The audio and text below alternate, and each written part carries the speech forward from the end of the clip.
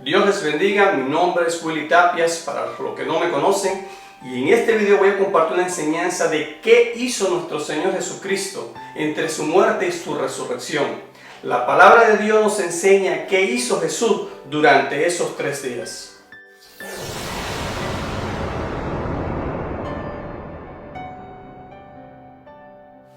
Lo primero que nos enseña la palabra de Dios es que Jesús fue y predicó o proclamó su victoria a los espíritus encarcelados. Esto lo podemos leer en 1 Pedro capítulo 3, en el versículo 19, que dice: en el cual también fue y predicó a los espíritus encarcelados. Cuando estudiamos este pasaje de la palabra de Dios, nos vamos a conseguir con 3 interpretaciones específicamente. La primera, dicen que nuestro Señor Jesucristo fue allá al infierno, a ese lugar de tormento llamado el Hades, y que le predicó a todas esas personas vivientes que estaban allí atormentadas, y que se los llevó a todos para el cielo. Pero cuando estudiamos la palabra de Dios nos damos cuenta que es totalmente insostenible, porque la palabra de Dios nos enseña que cuando una persona muere, aún en el antiguo pacto, ante la resurrección de nuestro Señor Jesucristo, hasta estos tiempos, ya cuando pierde la vida, se va de esta tierra, ya tiene un destino, que puede ser la vida eterna o la muerte eterna. Esto lo podemos estudiar en Daniel capítulo 12, en el versículo 2.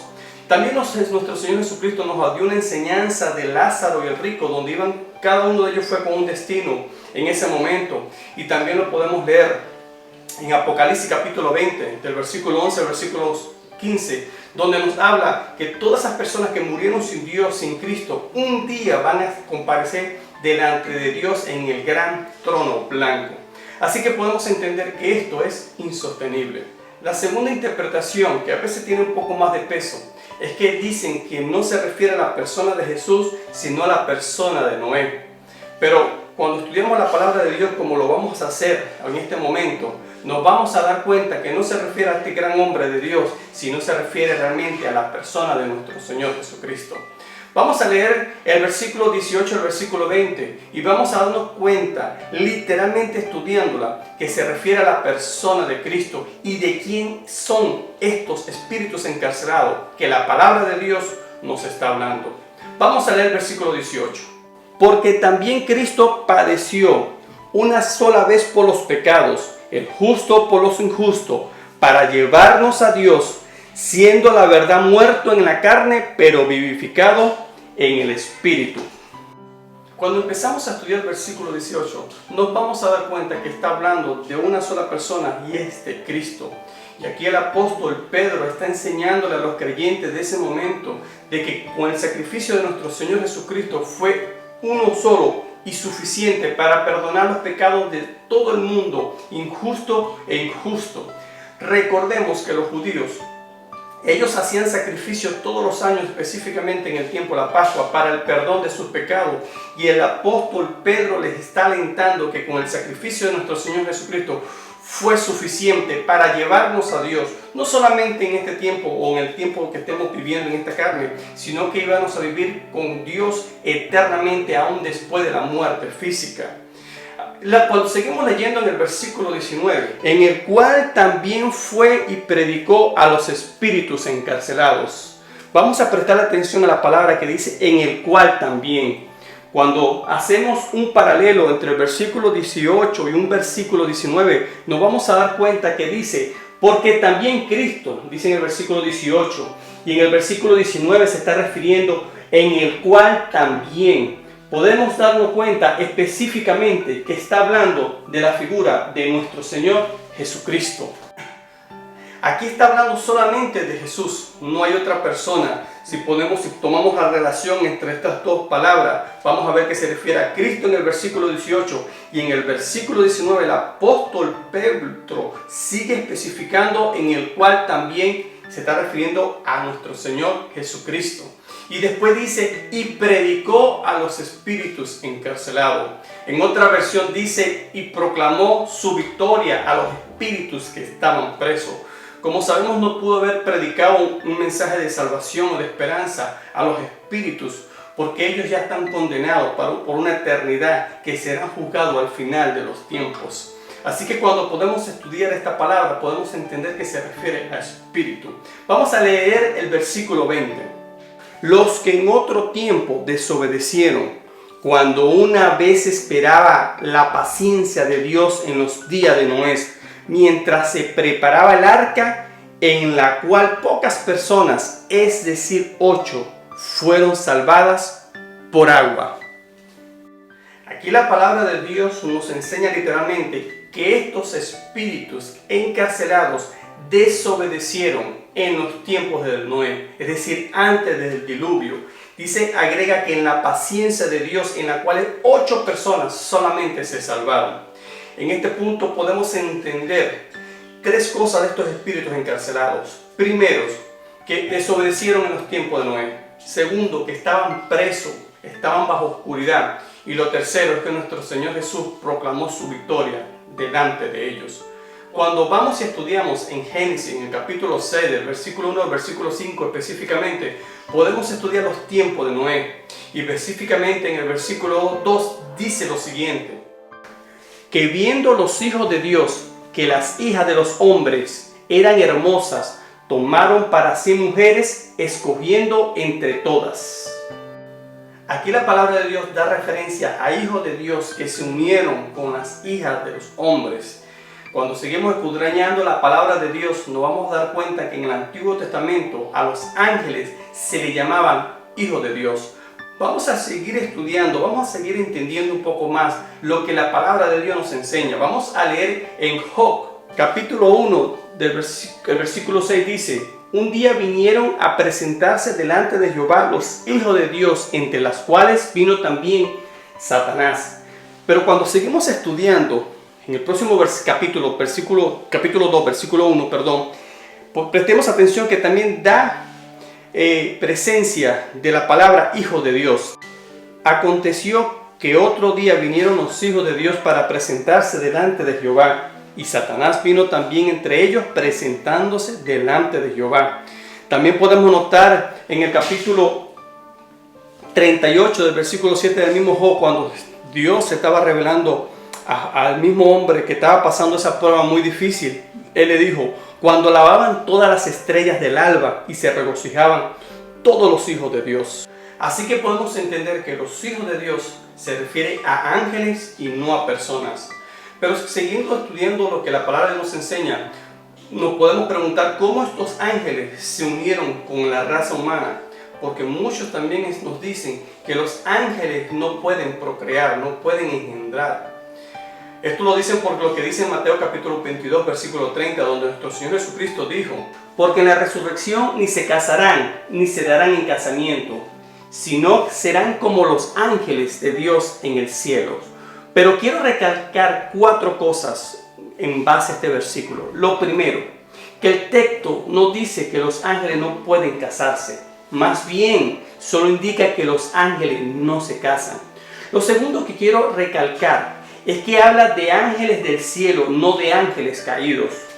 Lo tercero que quiero recalcar es que los demonios, los ángeles caídos, no se preocupan por el orden creado por Dios y buscan activamente, siempre, de una manera, interrumpir el plan de Dios. Recordemos que en Génesis capítulo 3, Dios le dio una promesa a nuestra generación o a las generaciones a través de Eva, que de la simiente de ella iba a levantar a nuestro Señor Jesucristo, y fue lo que aconteció. Y lo cuarto que quiero recalcar, mis hermanos, es que los ángeles pueden tomar formas humanas. Esto lo podemos estudiar en Mateo capítulo 16, versículo 5, donde vemos un ángel ahí en el sepulcro de nuestro Señor Jesucristo.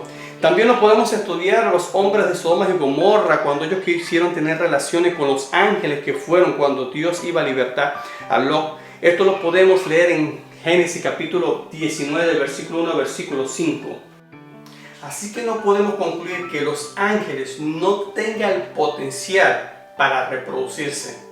También cuando seguimos estudiando la palabra de Dios de estos espíritus encarcelados, en 2 de Pedro, capítulo 2, del versículo 4 al versículo 5, dice: porque si Dios no perdonó a los ángeles que pecaron, sino que arrojándolos al infierno los entregó a prisiones de oscuridad para ser reservados al juicio.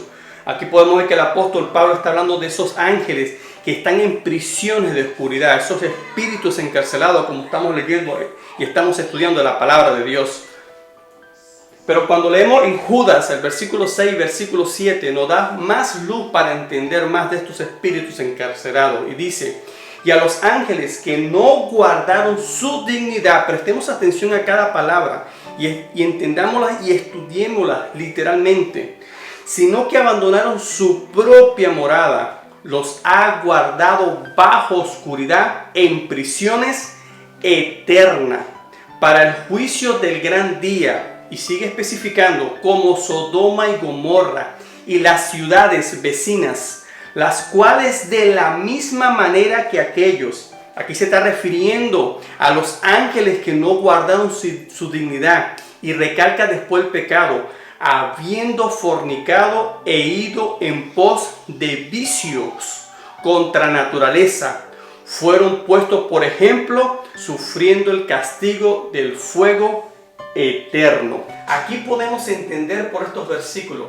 que estos espíritus encarcelados de una manera u otra corrompieron a esa generación, en la cual la palabra de Dios nos enseña que solamente 8 se salvaron, y por eso es que se procrearon esa generación de raza de gigantes.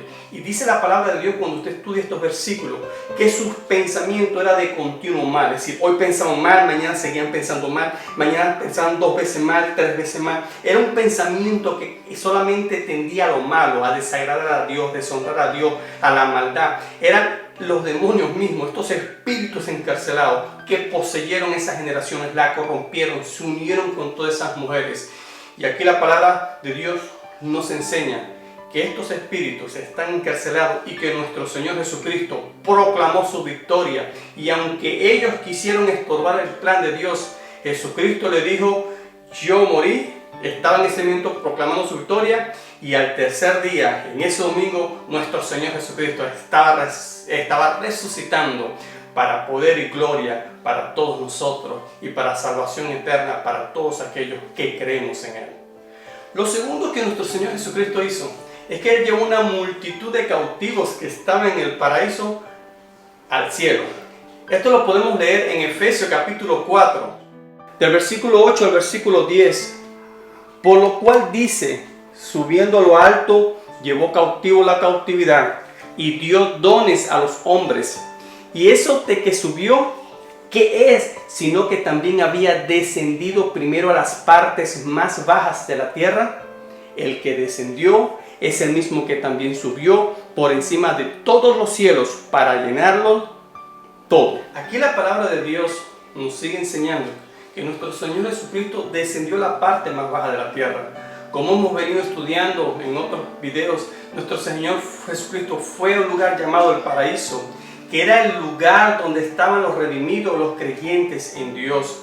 Recordemos, mis hermanos, que antes, cuando las personas morían, iban a ese lugar llamado paraíso, como Jesús nos lo enseñó, valga la redundancia, con la enseñanza de Lázaro y el rico, donde estaba el paraíso, donde estaba un lugar de tormento, que iban aquellos que morían sin Dios, que renegaban de Dios, que no obedecían de Dios, y recordemos que los separaba una cima.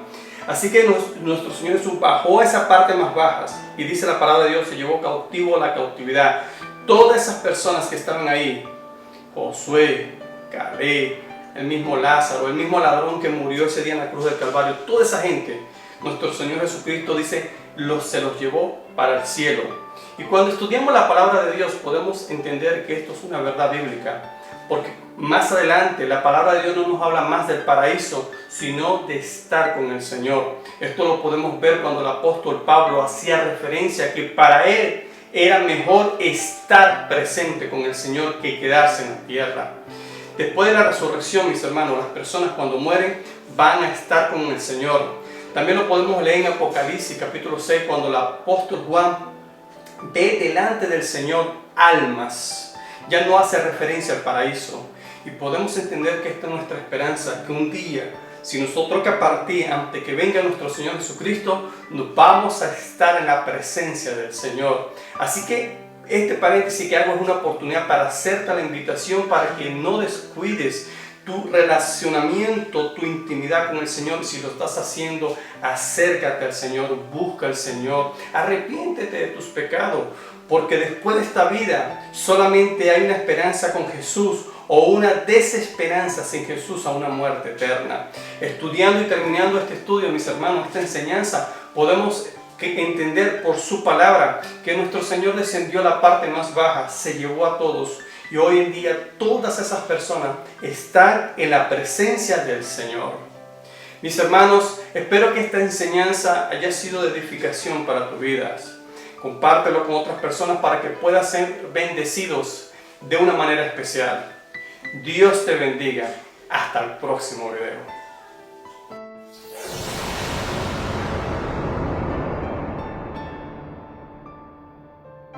Diferente. Aquí voy a colocar 10 diferencias con sus versículos para como cristiano